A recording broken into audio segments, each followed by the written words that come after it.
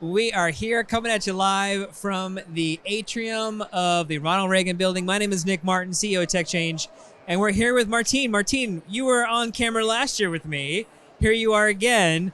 Tell me about your year. What are you excited about? It's been a great year. I'm excited about the localization agenda, and I like to see action come out of USAID in terms of concrete step in country to allow local organization to truly take the power they're thinking about shifting, because a lot of the funding that comes with USAID have strings attached, and a lot of US local organizations are not able to meet some of those requirements that were actually made for US business environment. So our concern in country is to see how many strings is USAID willing to detach from the funding for local organization to be able to move. And are you already seeing some localization efforts being successful in some countries where you work? yes, we actually have our local organization in Cameroon now. Oh, wow. Congrats. Yes, and some of the challenges we have is actually trying to mirror the US-based TAP organization for local organization, which is very difficult in the environment they work. One specific issue I see is board. A lot of people in Cameroon are not used to working on board unpaid. And that's one of the localization requirements. So, and it's difficult. And that's why I'm saying that USA need to remove some of those strings for localization to work, because some of those concepts are US-based concepts that do not always work in local environment. And it seems like local organizations need to transform themselves into small US-based company to receive USAID funding. And we want to change that. That's exactly what needs to change. All right. Well, we thank you so much for taking the time to chat with us. Enjoy the rest of your conference, Martine. Take care. I'm Sanda, and I'm a business development manager at Developmentaid. This is my colleague. Hi, I'm Mariana. I'm as well with Developmentaid. So Welcome. Yeah, thank you. Thank you. We're very happy to be part of this conference. It's been a while since we haven't been in such a big place with so many people. Yeah, it's amazing, right? Yeah, absolutely. So what should people know about Developmentaid? That's a very good question. Well, Developmentaid is providing actually an online platform that offers information for organizations active in the development sector. So you can go there to find jobs, CV database, country strategy papers. it's the platform to use for funding opportunities, to look for consultants to hire for the projects, and as well to look for partners in the sector. So feel free to reach out to us if anyone has questions. Well, great. Well, thank you so much. It looks like developmentaid.org. I don't know if we can get a shot of that as we roam, but thank you both so much for taking the time to chat with us. Hi there. Hi there. You look good. All right. So I'm just going to have you all introduce yourselves and then tell us a little about your work here. Sure. I'm Anna Charles, an account manager with the Konterra Group. Hi, I'm Kate Allan. I'm the Director of Account Management at the Konterra Group. Okay, so tell us, what does the Konterra Group do? Yeah, we offer mental health, counseling, and resilience services to international NGOs in the development sector. Yeah, so we specialize in mental health and resiliency services. That's amazing. And so organizations can hire you, and you have teams of people remotely or in countries where you can support them with mental health services? Yeah, absolutely. Yeah, we're all over the world. We can support in over 50 languages, so really equipped for the global humanitarian sector. Yeah, these are cool. These are Yeah. brain stress balls. I love that. That's very cool. Yeah. Well, thank you so much for the work you do. And folks, if they want to find out more, they can go to Konterra Group's website on here somewhere. Okay, great. All right, well, thank you so much. We appreciate your time. All right, take care. Okay, I am here at the URC table, so I'm going to have you both introduce yourselves. Anthony Walker, Senior Director of Global Security. Welcome. Doug Trapp, a Senior Communications Specialist. What are we excited about at URC? I see this cool event coming up. Do you want to talk a bit more about that? Yeah, so tomorrow we're partnering with CSIS, the Center for Strategic and International Studies, on an event focused on reconstruction in Ukraine, specifically mental health care and the need for that. So it's tomorrow, it's online and in person on our website, urc-chs.com. There are details on that. Sign up, check it out. Very Very neat. Anything else folks should know about URC? It sounds like a great place to work. URC is one of the greatest places to work. We're located in Bethesda, our headquarters. We have projects all over the world, and we are hiring. We are hiring, looking for great people to come join the organization. There you go, friends. So check it out, URC. Find them on the website and get in touch about this event, which also looks very cool. Thank you all so much. Appreciate you. Hi, friends. Hello, how are you? We are doing some interviews for the virtual audience. Great. And just kind of general sharing what you're up to with Atlas and what we should know about it. Absolutely. So we're Atlas. We're good. We're Atlas. We're known as an employer of record. So this is for any group. Maybe you get a government contract in another country, or you're simply finding talent in a different country, but you don't have the means to create a local entity right in that country. We bypass that. We have 165 legal entities around the world, and basically we handle all the administration behind it. So we'll handle benefits, administration. Seems like a great thing for international development sector. Exactly, and we like to give the example of this, right? You're a US-based company, and say you need to do work in China. It takes a $250,000 deposit to do business in China. What? And it takes 18 months to set up a legal entity. We can onboard your employee in 2 weeks. Wow. All right. So that's a no-brainer for a lot of groups that need to hire there. Exactly, yeah. And especially, and Jonelle covers a lot of government. Hi, Jonelle. So Hello, how are you? Say anything you want to say more that we've missed that people should know about who are watching? So we're one of the only global direct providers, which is incredibly important in the government space. If you go with somebody that's not a direct provider, you could end up paying double taxes. You could end up in situations where you have employees who are hired by a third party that you're not aware of. And so you could actually be 4 steps removed from your employees halfway around the world. But with Atlas, it's us. And so it's one phone call. We're also able to save a lot of times on value-added tax because we're direct. So we're able to save a whole lot of money, scale, speed to market, makes it a whole lot more economical. I love it. So organizations can find you all, Atlas, online. It looks like there's a demo here. Can we zoom in on the demo and some cupcakes? I may have to come back for my cupcake. I'll be back. Georgetown cupcakes, not to be messed with. Those are pretty awesome. All right, fantastic. Well, thank you both so much. We appreciate you. All right, we are here with Planetaid. And Jonelle, do you want to say a few words, introduce yourself, and tell us about Planetaid? Sure. Hi, my name is Jonelle Palmer. I work with Planetaid as the Climate Adaptation Partnership Associate, which is a long title to basically say that I work on climate adaptation projects with smallholder farmers, mostly in sub-Saharan Africa, but we do work in Latin America and Asia as well. We're a network of local partners, which means that Planetaid is the U.S. member of this network, and we work directly with our local partners in country, mostly in sub-Saharan Africa, as I said. So, for example, if we wanted to go for a project on climate change adaptation with smallholder farmers with our partner in Mozambique, we would work together, talking directly shoulder to shoulder with our Mozambican partners and work with the implementing side and also the sort of proposal. So I see Zimbabwe, Congo, Mozambique, Zambia, a lot of great countries. Yeah, a whole bunch. We're also in Brazil, India, China, Ecuador, so a lot of different places as well. We don't just do climate. I'm the climate person, so I got excited to say that, but we also have a huge presence in HIV/AIDS prevention and treatment, as well as education, so lots of different How stuff. does one become the climate person at an organization? I feel like there are a lot of folks that would want to know that who are watching. Well, I think it probably depends on every organization. For me, I've been sort of in the development sector in different ways and just always paying attention to how climate affects those different populations. So I went and got a degree in it, but I think there's so many ways you can learn about climate without spending 2 years getting a degree. Just start researching. It's really important. It's affecting every part of our lives. So definitely affecting your job in some way. Check it out, and feel free to come check out Planetaid's climate work if you want to know more. Go, friends. So, Jonelle, thank you so much for chatting with us, and good luck with your important work at Planetaid. All right, take care.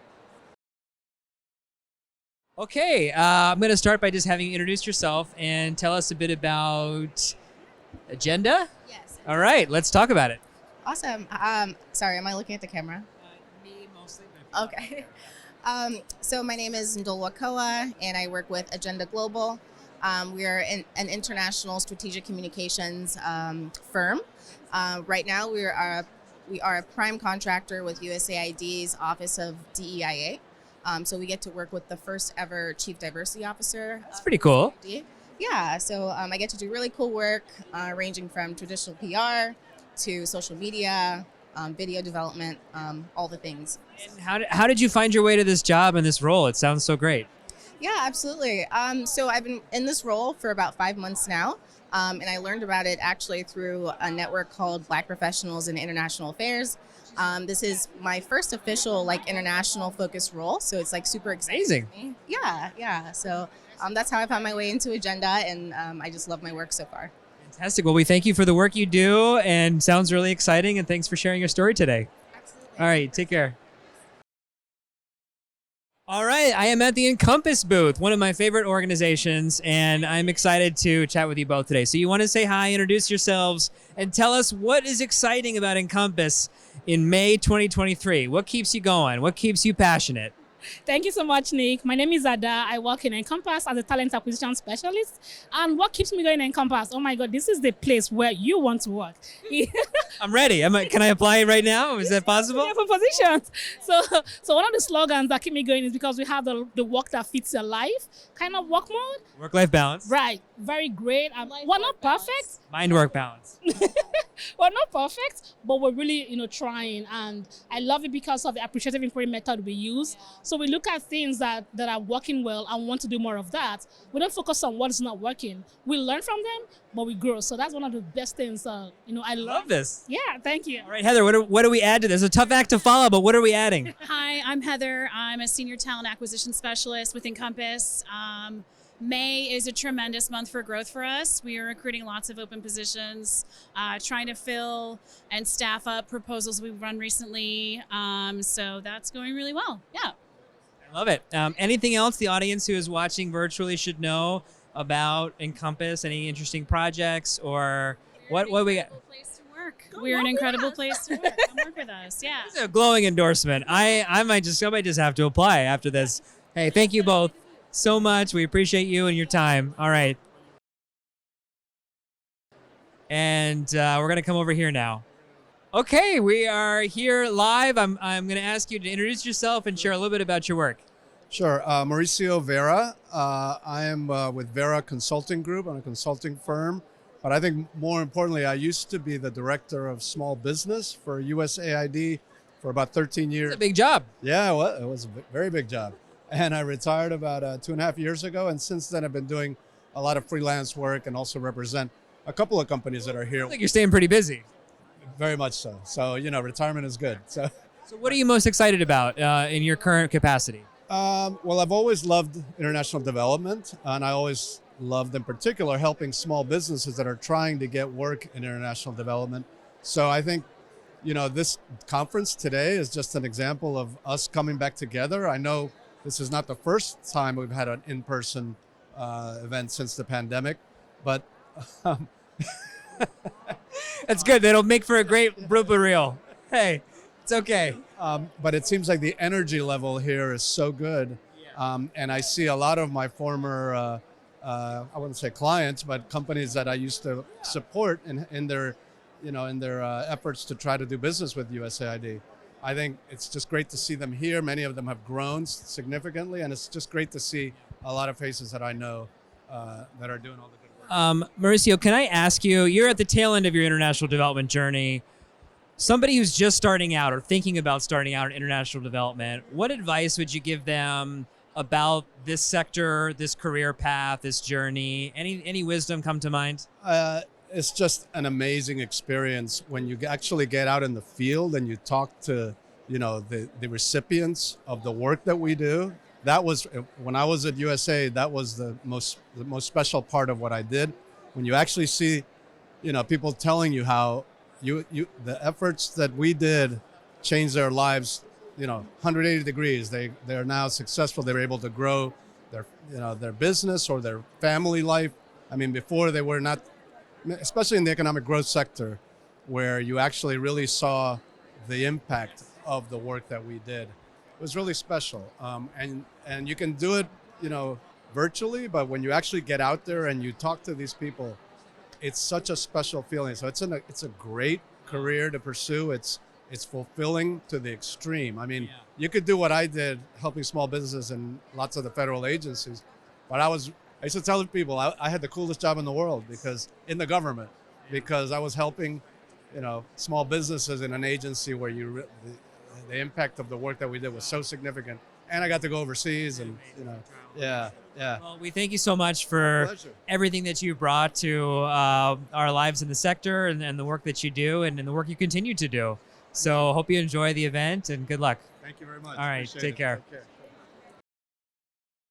All right, friends, we are in the USAID atrium here in the Ronald Reagan building with one of our favorite people, Bobby Jefferson. Bobby, you loom large over the whole sector and over the SID conference. You've been on the SID board over the years. You just chaired a session just now. What do you want to talk about? I'm pretty open. Thank you, Nick. So first I want to thank Tech Change for being here again and supporting our efforts. You've been wonderful. So I did facilitate the Global Health Inclusive Development Panel. And the name of the panel was Nothing About Us Without Us. And how do we ensure that our local communities, our persons with disabilities, our racial and ethnic equity groups, our LGBTQ plus groups are all involved in the development work. And how does USAID and other donors shift the funding to local communities as well, and having a voice at the table? And you feel like it's happening already? We have a lot of work to do. Where are we on this journey of power shift? I would say we're making progress in that USAID has come out with an inclusive development plan and a strategy. And now a lot more of the procurements and a lot more of the conversation is happening. So Administrator Samantha Powers, Councilor Clinton White, DEA Paloma Adams have all been instrumental, and DEA Isabel Coleman have all been instrumental in ensuring that USAID has a presence at HBCUs, going out and doing visits. They've signed a MOU with SID-US. So we've been supporting, USAID in those visits as well. So that outreach in HBCUs and MSIs. We just did Tech Change helped to support an HBCU career fair for USAID, and I love seeing stuff like this. Like, this wasn't the norm even like 2 years ago. That's correct. And so as chair of the DEI committee, I said, one of the things I advocate for is that we go beyond career fairs as well, and that I ask implementing partners to engage with HBCUs on procurement. And so important. And many of them have connections in countries already. So get them involved with funding and other ways. So that's what I'm advocating for as well. And at this conference, we made complimentary tickets available. Oh, that's great. HBCUs and MSIs. So and so if you've got areas of expertise in cybersecurity, WASH, water, come to me. I'm willing to connect as well.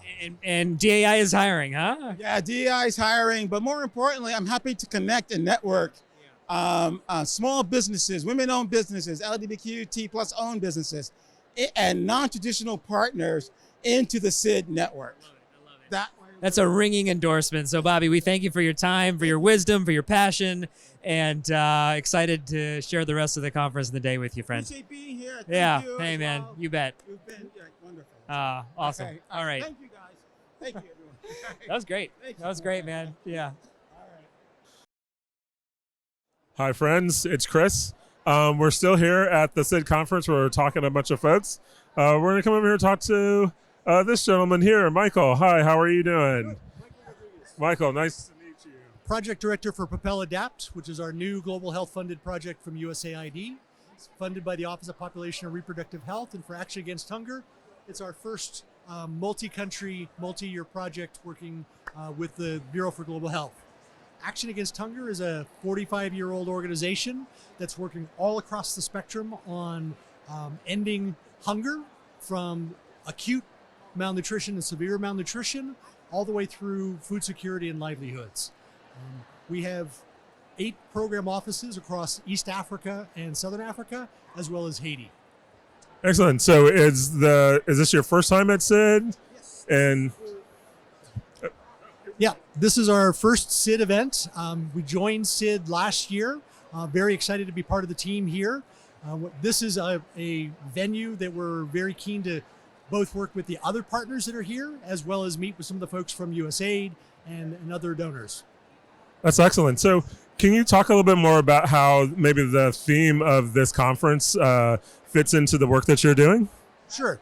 So for the theme of the conference, we're very much focused on, in particular, on Propel Adapt, on working in fragile settings, resilience, and looking at local solutions. So this is really a very big shift in the dynamic of co-creation and co-development with partners on the ground, as opposed to back here in Washington.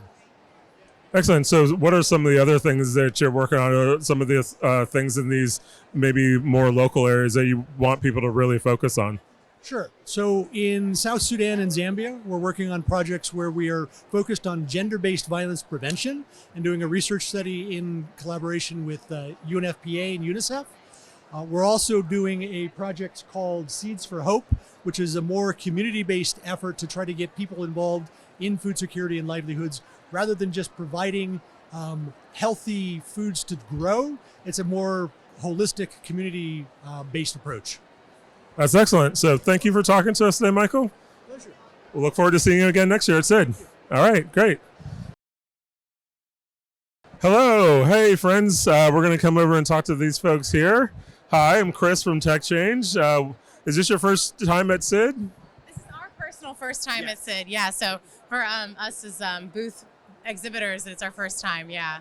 Excellent. And so what do you want people to know about what your organization does and all that kind of good stuff? Sure. So we are Pact. We're an international development organization, and we build solutions for human development that are evidence-based, data-driven, and owned by the communities we serve. We really believe in community engagement as the cornerstone of our organization, and so that's where it all begins for us. Excellent. So how has the theme of this conference, does it fit into the work that you're doing, and how so? Yeah, I see a lot of similar organizations around, so I think it does. Yes. Excellent. So also I kind of want to know, how does AI fit into what you're doing? Artificial intelligence, does that fit into the work that you're doing? Or, and if it does, how so? So at this moment in time, we don't have a lot of AI integrated into our many different impact areas, but I mean, Pact is growing and we're expanding, and so the future possibility of it being a part of our organization is definitely there. Right. And so you mentioned that you're growing. How so? In what areas? And in the different regions? Is that where you're growing? Can you talk a little bit more about that? Sure. So we're currently in 40 countries, but we're constantly bidding and learning about other areas that we can build work in, such as now we're trying to expand maybe more into like the Middle East. But currently we are in Africa, Southeast Asia, Latin America, and the Caribbean. So yeah, we're just constantly expanding. Excellent. Well, I assume that we will see you next year at SID. Thanks for talking to us today. Appreciate it. All right. Thanks. Hey, friends. We're still here at the SID conference in the Expo Hall, and we're getting ready to talk to Maggie here. So, Maggie, is this your first time at SID? No, it's not. It's not. I'm actually, despite being with Purdue University's Applied Research Institute, I'm actually new to academia.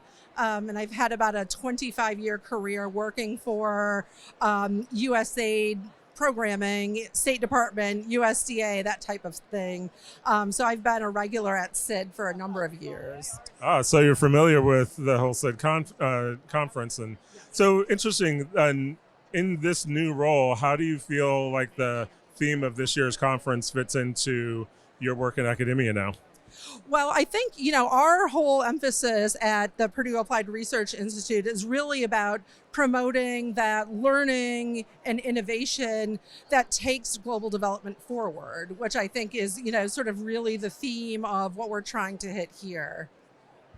Is there any really specific things that you think people watching today should know about in the work that you're doing at Purdue? Yeah, Yeah, no, I'd love to share that. PERI, the Purdue Applied Research Institute, is it's a relatively new organization. We're a wholly owned subsidiary of Purdue University, based in West Lafayette, Indiana. And we were created to bring the university's capabilities into global development in a way that is, sort of quicker and cheaper to access.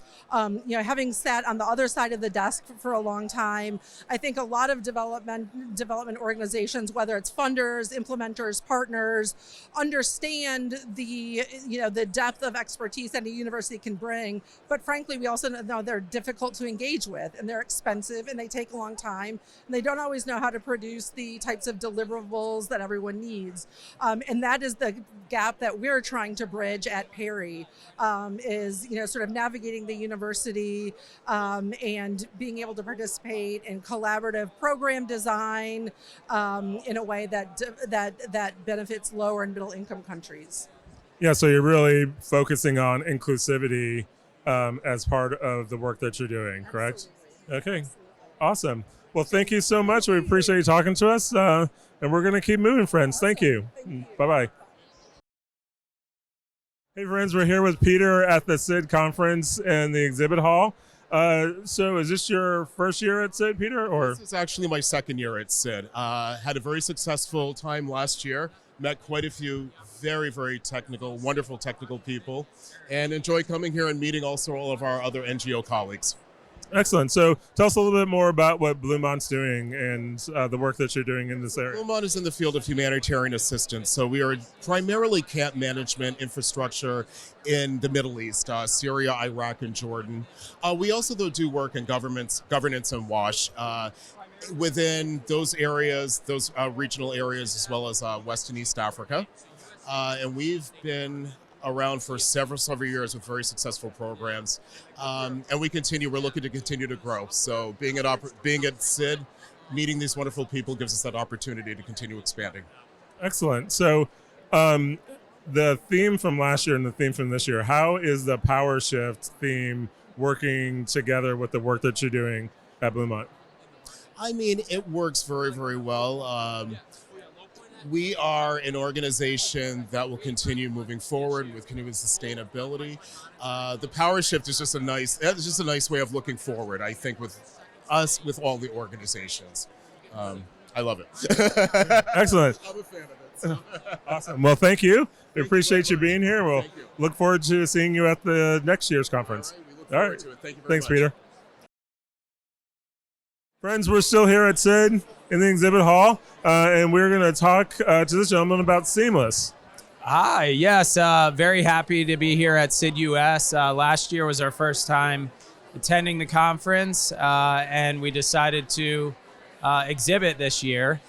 So Seamless is a global operations and compliance consulting firm supporting companies mostly and organizations mostly expanding into South and Southeast Asia. Excellent. So what happened last year as an attendee that made you want to come back this year and be an exhibitor? The vibe. I think everybody here is really kind of interested in meeting one another, interested in learning, understanding more about what people are doing in order to kind of further the international development community. Excellent. So, this year's theme is Power Shift. How does that work into the work that you're doing at Seamless? So one of the areas that we work in is a lot in the realm of governance. So what we're seeing is more and more regulatory developments happening globally, essentially necessitating a power shift. Many foreign governments are requiring local boards to be of all local nationals or local residents. So aside from, I think, major donors like USAID and others really pushing for greater aid localization, I think foreign jurisdictions are also doing that. And our role is helping organizations understand those changes, those regulatory changes, and help facilitate their localization kind of process in some way, shape, or form. Excellent. So it sounds like you're working on a lot of inclusivity in these areas, right? Inclusivity governance structures, compliance.